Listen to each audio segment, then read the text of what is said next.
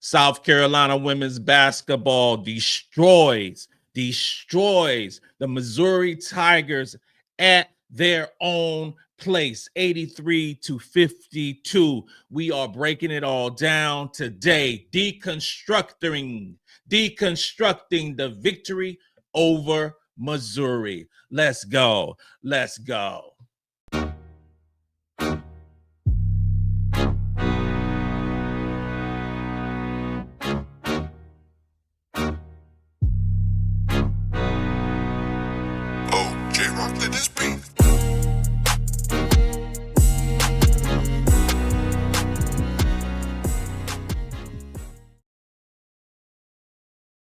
Welcome to another episode. Welcome to another episode of Gamecocks Talk with Captain Will. I am your man, Captain Will. Make sure you like, make sure you share, and make sure you subscribe to Gamecocks Talk with Captain Will so I continue to bring you that gospel of Gamecocks every single day.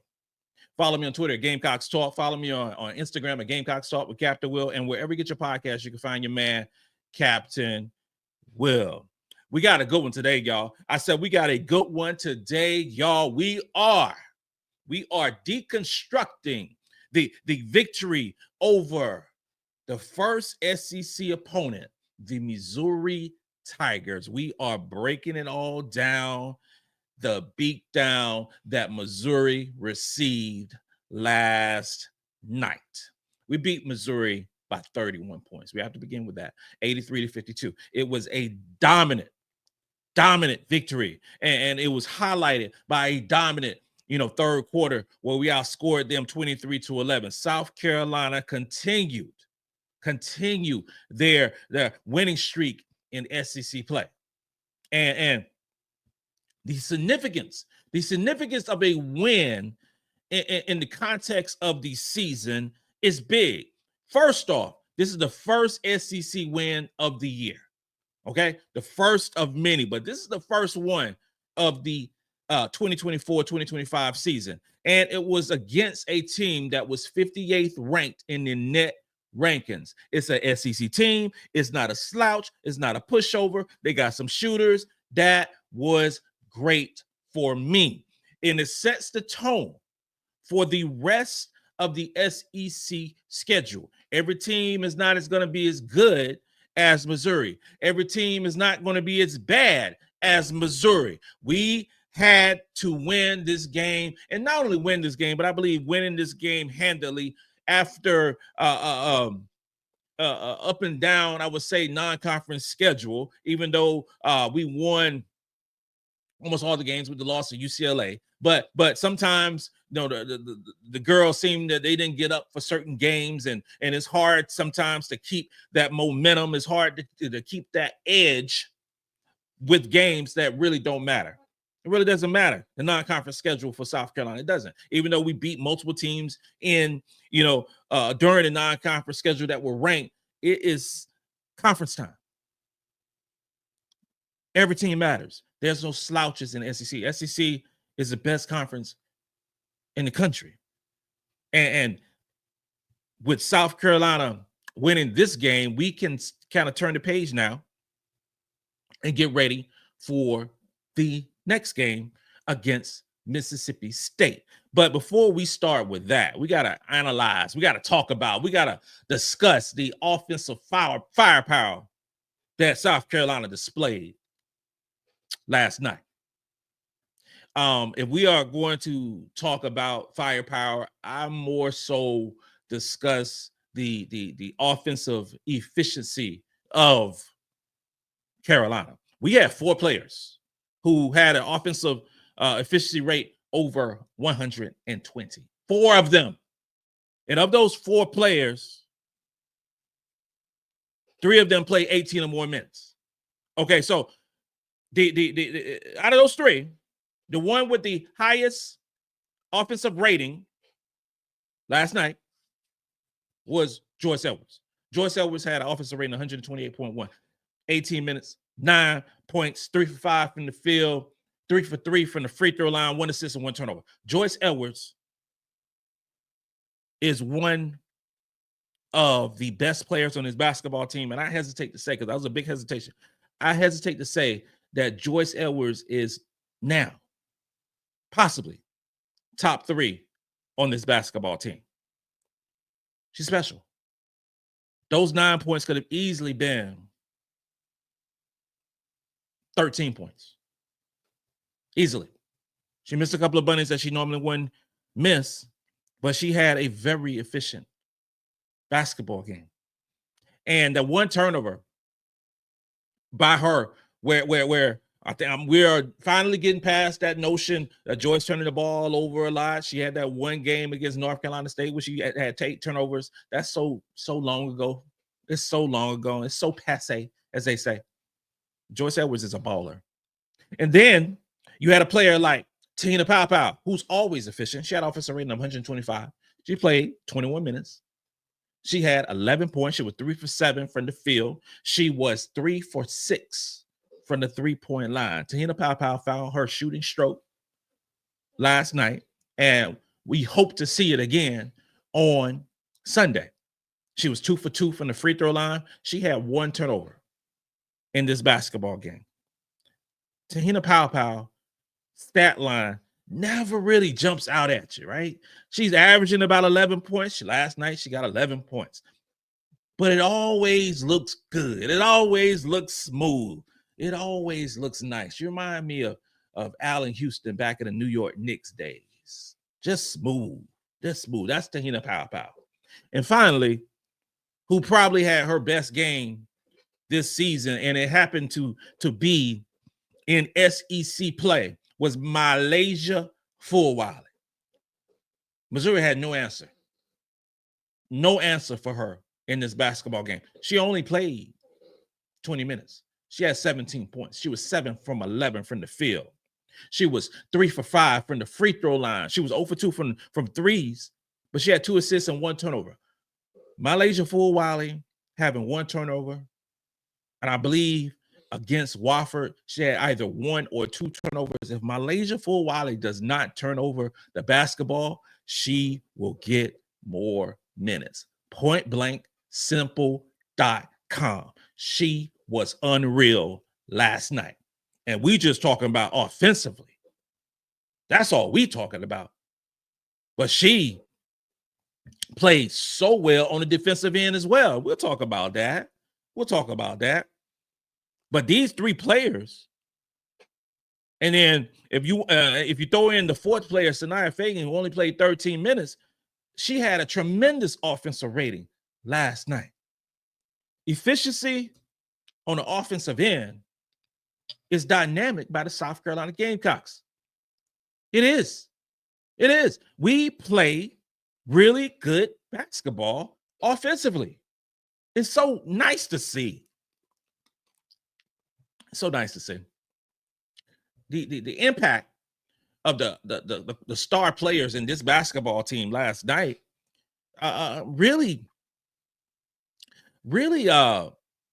how can I say? It really shined through. The broadcast made it a point to talk about the bench, to talk about the starters, and you know that it's a nice buzzword. It's cool to say. It seemed like every game South Carolina plays down, they pull up some highlights of the bench and the starters, and they say the points and the rebounds and so forth. I got it. Okay, I understand, but they need to stop that stuff. I talked about it last night's show that they really need to stop that stuff because Carolina is not built like that. It's not a bench. It's not a starter. It's not none of that stuff like that. It's not. It is because the star players in last night's game. I mean, you have to talk about 3 of them who stood out offensively and defensively.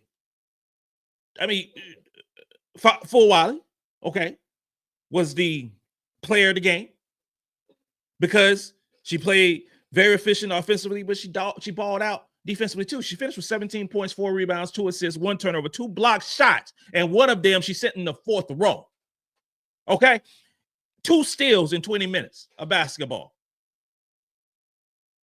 And she's on quote unquote the bench, right? Please. Ashlyn Watkins is on quote unquote the bench.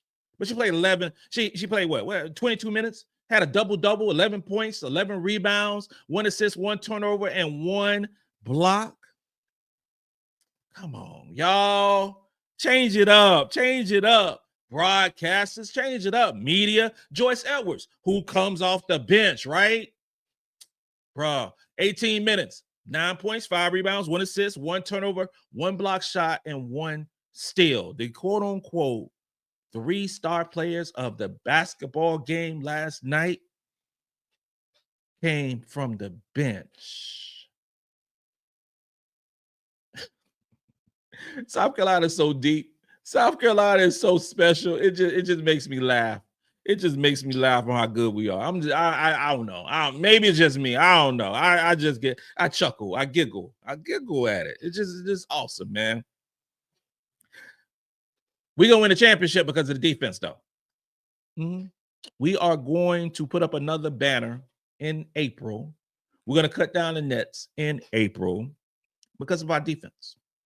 And last night, because I mentioned before when we was doing the pregame and highlighting what Missouri is bringing to the table, I talked about Grace Slaughter shooting 57% from the 3.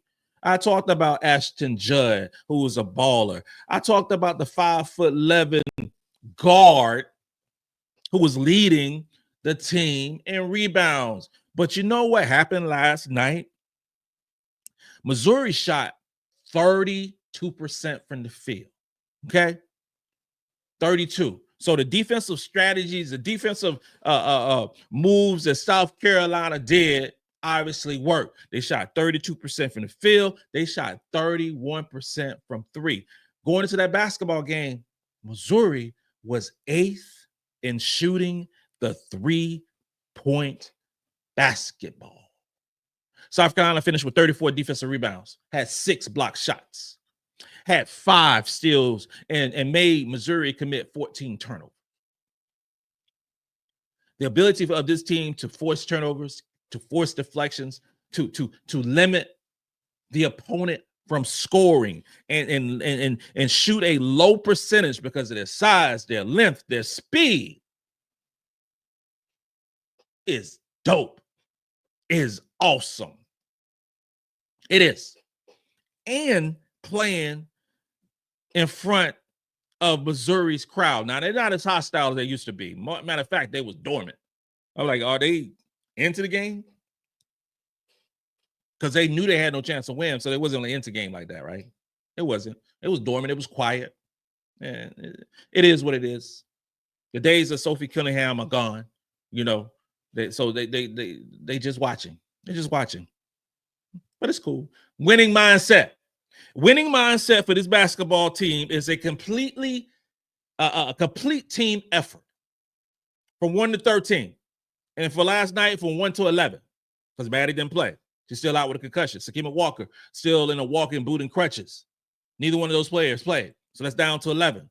You had Tahita Pow, who had 2 early fouls in the first quarter. So early on in the season, you're down to 10. Okay? You had Raven Johnson, who scared all of us, having her knee and leg bent back. Like everybody had a moment of a Lord, what's going on? But she came back and finished out the game. But the unwavering focus of the South Carolina women's basketball game, of what basketball team, I should say, and the determination of this team, despite adversity, continues to strive and continues to set new heights. Leaders. South Carolina has so many leaders on this team and so many people who can step up when given the opportunity. You have to be ready because the injury will happen more often than not. So you have to be ready. Not only an injury, but you also have players who may not play well. So you have to be ready to step in.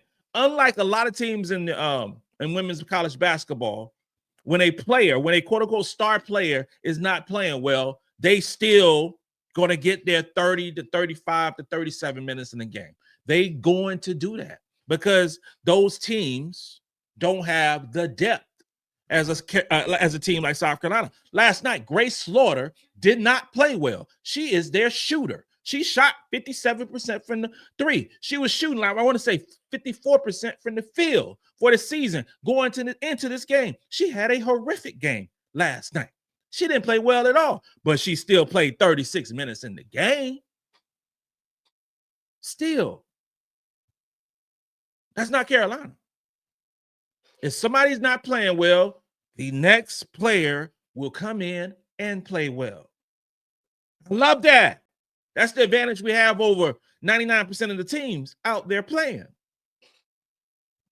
The overall chemistry, the unselfishness of this basketball team, and then the morale of this basketball team. We see the videos, we see the TikToks, we see the stuff on Twitter and Instagram. We see all those things where the girls enjoy playing off one another, enjoy actually spending time with each other, and it shows on the court. Y'all saw that shot that Raven tried and missed everything. Y'all remember that shot? And she did the ooh, and then other players go ooh, laughing at themselves, joking with each other.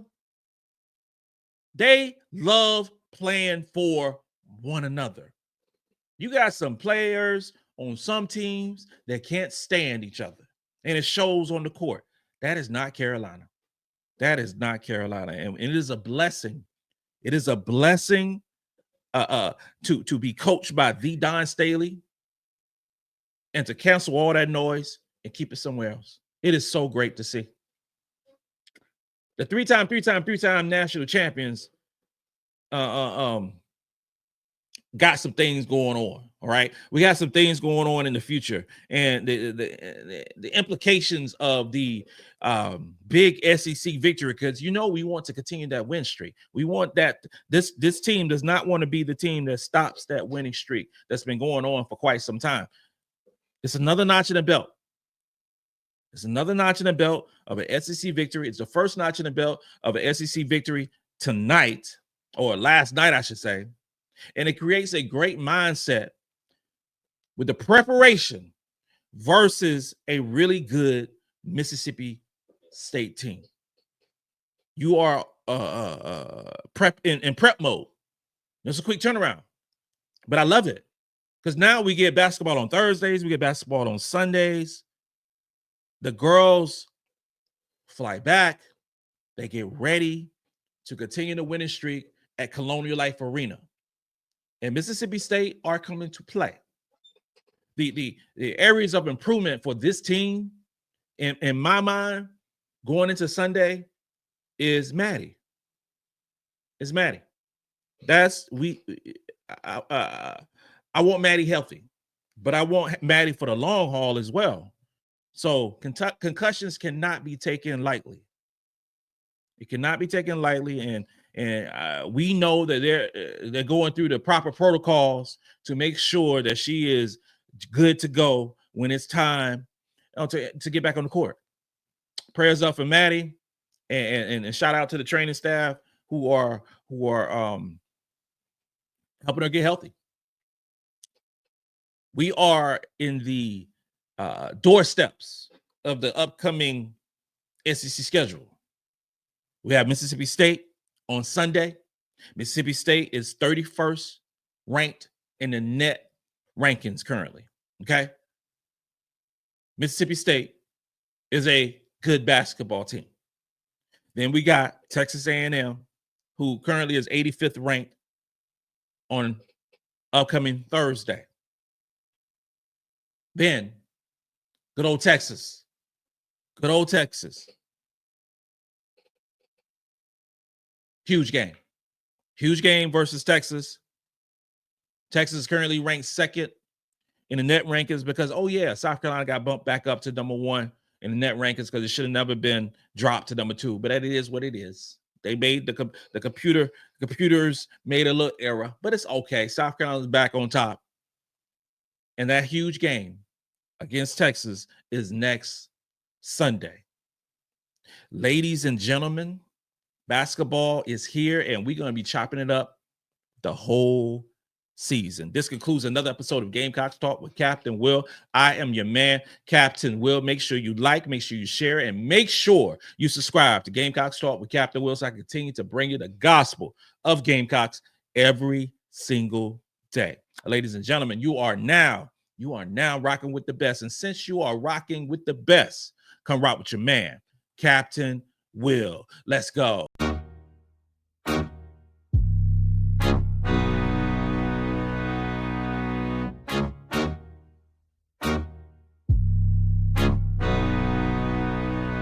J-Rock did this